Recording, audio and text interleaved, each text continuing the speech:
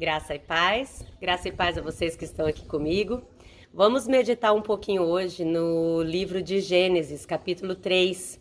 Ali existe o relato da queda do casal, do primeiro casal, Adão e Eva. É uma coisa bem interessante, é um assunto muito interessante que nos instrui para o dia de hoje. Parece que não, né? Parece uma história, uma fábula, mas não, é literal, é real, é verdade.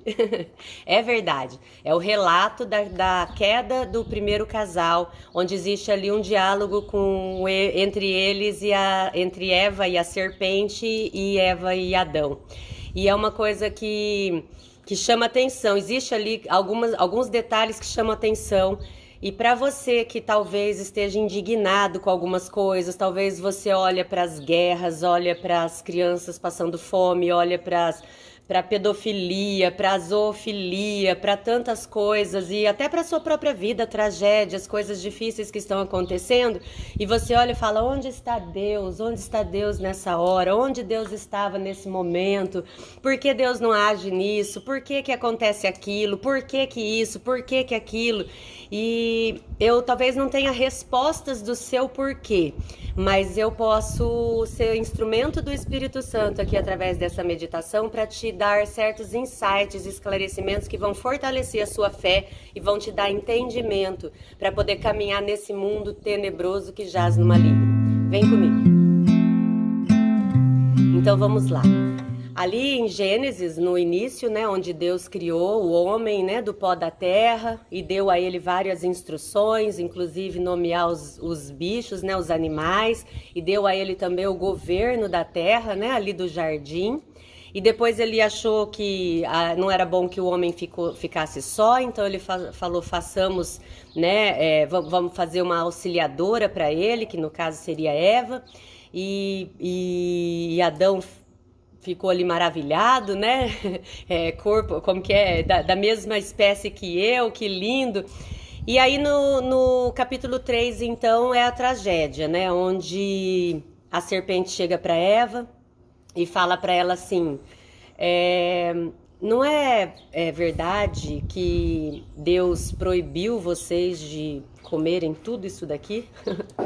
E Eva falou assim: não, ele nos permitiu comer de tudo, menos daquele fruto, que é o fruto do conhecimento do bem e do mal, que se nós tocássemos nele ou comêssemos, nós morreríamos.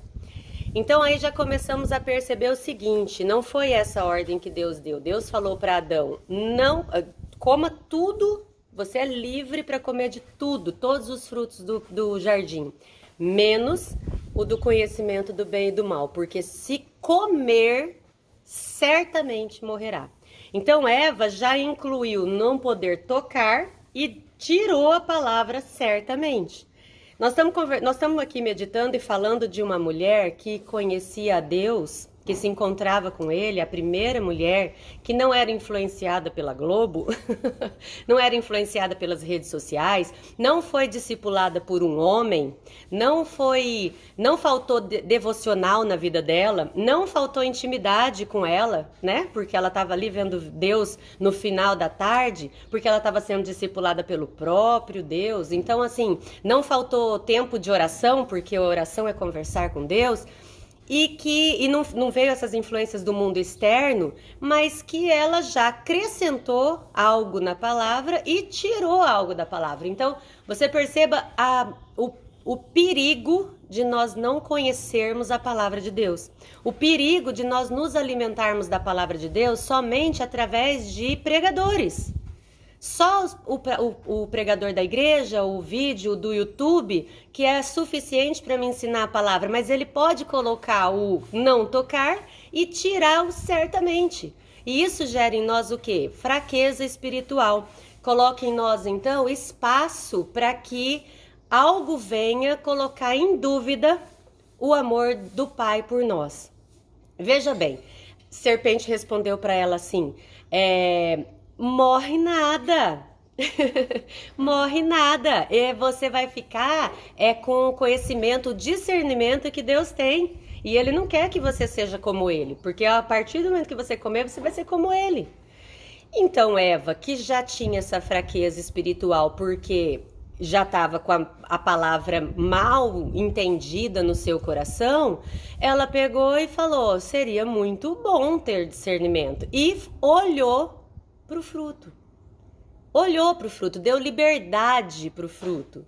Deu liberdade para aquilo entrar na mente dela e começar a produzir nela, então, desejos. Ela flertou, ela paquerou esse pecado.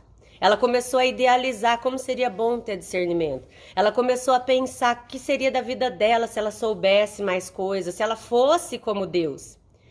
E então comeu. Comeu do fruto. E o que aconteceu? Não morreu. E quando ela não morreu, o que ela pensou? Aqui já é uma interpretação minha, que entrei lá no paraíso e fiquei vendo todo o cenário, como se eu estivesse lá, né? Parei para pensar nisso. Ela pegou e falou: eu comi, não morri, então Deus, de fato, é mentiroso. Porque a serpente me revelou que eu poderia comer e que eu não morreria. Nisso, a serpente já tinha, quando ela fez a primeira pergunta, ela já tinha colocado uma ideia de que Deus era egoísta, né? Porque ela chegou e falou assim: não é verdade que você não pode comer nada daqui? Você está proibida de fazer as coisas, Deus não te deixa fazer as coisas, né? Então, veja bem a manipulação ali do inimigo, né? E aquilo foi crescendo no coração de uma pessoa que não conhecia de fato a palavra de Deus, não conhecia de fato, na verdade, Deus, né? Que naquela época não existia a Bíblia, né? Mas não conhecia, se encontrava com Deus todos os dias no entardecer, mas não conhecia o caráter desse Deus. E aí, quando ela não morreu, o que ela fez? Chamou Adão e falou: vem cá, esse negócio aí de que nós vamos morrer, ó, eu comi, não morri. Aí ele falou: então, eu vou comer também, né? Porque ela contaminou Adão disso tudo. O mesmo Adão que também, como ela, não foi terceirizado para aprender a palavra, teve contato com o pai, foi discipulado, não faltou conhecimento, conversa com o pai, não faltou tempo com o pai, não foi discipulado por pessoas humanas, caídas, erradas, manipuladoras. Não faltou nada disso. Então presta atenção, né? Às vezes nós estamos aí tendo muito tempo de devocional e nós estamos pegando talvez livros que trazem conhecimento da palavra pra gente, mas que pode ter incluído a palavra não tocar e tirado a palavra certamente. Então tudo bem nós pegarmos, tem ótimas literaturas que de fato trazem para nós uma profundidade no conhecimento da palavra, mas nada melhor, nada vai substituir que pegar a sua própria Bíblia e lê-la, e em comunhão com quem? Com o Espírito que é santo e que é de Deus e que habita em nós, que vai trazendo para nós de fato as revelações que Deus quer que nós tenhamos entendimento naquela fase nossa de maturidade espiritual. É a palavra de Deus que é viva, é a palavra de Deus que é poderosa, e é nela que nós precisamos mergulhar, pegarmos os livros auxiliares, mas nunca deixar de investir tempo na leitura da palavra. E também o que? Conversar com o nosso pai, porque na dúvida nós temos que ir para o nosso secreto e falar: pai, isso aqui, pai, por que eu não posso comer esse fruto?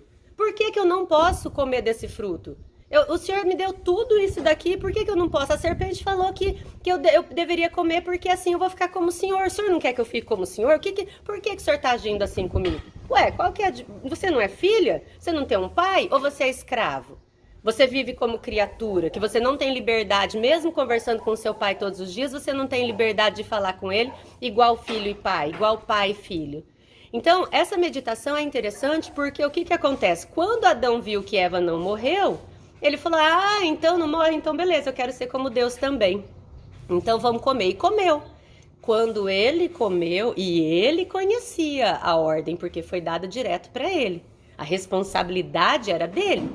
Eu chego a confabular na minha cabeça que se ele tivesse cumprido o papel dele de sacerdote daquele lar e não tivesse comido, ele não tinha como impedir Eva, que ele não viu, mas ele podia não ter comido, porque a responsabilidade era dele. Se ele tivesse cumprido, eu imagino que Deus teria tratado com a Eva e com a serpente, mas talvez não tivesse nem expulsado a Eva do paraíso. Ela teria sim a consequência do seu pecado, mas quem levaria à morte era a consequência do pecado de Adão, né? Porque é dele a responsabilidade. Então, quando ele comeu, aí então seus olhos foram abertos. E aí então eles ficaram vulneráveis. Aí então eles perceberam a sua nudez. Aí então eles correram e se esconderam de Deus. Queridos, veja como é importante nós conhecermos Deus. Esse vídeo já está ficando longo, mas eu quero concluir aqui. Veja como é importante. Quando eles ouviram que Deus estava voltando, eles se esconderam atrás de uma árvore. Eles não conheciam a dimensão da grandeza desse Deus que criou tudo, o Criador do céu e da terra. Como é que Adão e Eva podiam achar que iam poder se esconder de Deus? Como que eles podiam? Eles podiam não estar confortáveis na presença de Deus, mas como pensar em se esconder de Deus? Se você subir ao céu, ele está lá. Se você descer nas profundezas, ele está lá. Ele é onipresente. Então, é muito interessante a gente meditar nisso e pensar, será que esse mesmo fato que aconteceu lá na queda do homem não está acontecendo conosco hoje? E o que o Espírito Santo fala para nós através da meditação, dessa meditação? O que faltou para Adão e Eva ali? Na minha conclusão de meditação, o que faltou para Adão e Eva é conhecer Deus. Conhecer o caráter de Deus. Quando você conhece o caráter de Deus, investe em conhecer o caráter de Deus, porque Deus é ilimitado, a gente nunca vai conhecer de fato tudo, mas se a gente vive a nossa vida aqui querendo conhecer o caráter do nosso Pai, Ele vai se revelando para nós. Primeira coisa que a Eva ia saber é que Deus não mente. Se Deus falou que morre, morre, mesmo que ela não tivesse a palavra certamente no coração dela, Deus falou que morre. E não tem serpente no mundo que vai falar o contrário, porque Deus não mente. Quem mente é o homem. O pai da mentira é o diabo. Mas Deus, ele não mente. É zero mentira. Certamente ele não mente. Então já a primeira coisa aí, ela já ia dispensar a serpente ali, não ia cair no engodo. Quando ela permitiu, então, que entrasse essa sensação de que Deus poderia estar mentindo, ela começou a flertar com o pecado que aí a seduziu. E isso é o que nós temos que pensar. Quem é o nosso pai? E por que Eva não conhecia o caráter do pai? Porque não tinha relacionamento com ele como filha. Então, o que fica para nós aqui? Deus nos ama de tal maneira. Então, é amor ilimitado. E é longânimo, e é paciente, e Ele quer para nós o melhor, e Ele quer que nós tenhamos todos os dias um encontro com Ele, e Ele quer nos dar instruções, e aquilo que está na palavra por escrito, para que a gente não esqueça, é certamente morrerás, está escrito. Se Deus falar não faça, não faz. Mesmo que a sua inteligência te leve a pensar, mas por que não fazer? Olha aí, não morri. Você acha que Adão e Eva, na sua limitação humana, tinham capacidade de imaginar o que era de fato morrer? Nós que estamos aqui agora, vivendo nesse mundo, nessa terra cheia de espinhos e abrolhos, né? Que foi o que aconteceu. Nós que estamos trabalhando e tendo que plantar e arar a terra para comer, e nós mulheres com dores de parto, nós que estamos vendo toda essa corrupção, nós que estamos vendo toda essa maldade que existe, toda essa maldição, porque a maldição veio para a terra a partir da decisão de Adão comer e não de Eva. Então nós temos o entendimento do certamente morrerás, porque nós já temos um passado para estudar. Eles não tinham, mas o que eles tinham? Eles tinham a presença do Pai que falou diretamente da boca deles, certamente morrerás. Então, queridos, vamos meditar nisso. Se Deus falou não, mesmo que nós não entendamos, é não. Se Deus falou vai, mesmo que a gente não saiba o porquê e não entenda como, nós vamos. É fé isso, e é fé em quê? Não é no pensamento positivo e na sorte, é fé que Deus é Deus. E Ele é quem Ele é.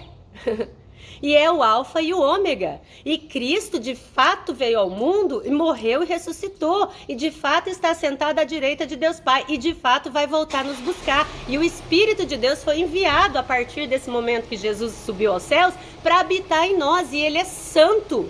E nós precisamos andar aqui com aquela frase: não entristeceis o Espírito Santo. E deixar Ele nos guiar, e deixar Ele nos inspirar, e deixar Ele nos ensinar. E se Ele falar certamente não toque nisso, certamente não toque nisso. E se Ele falar vai que eu tô contigo, vai que eu tô contigo.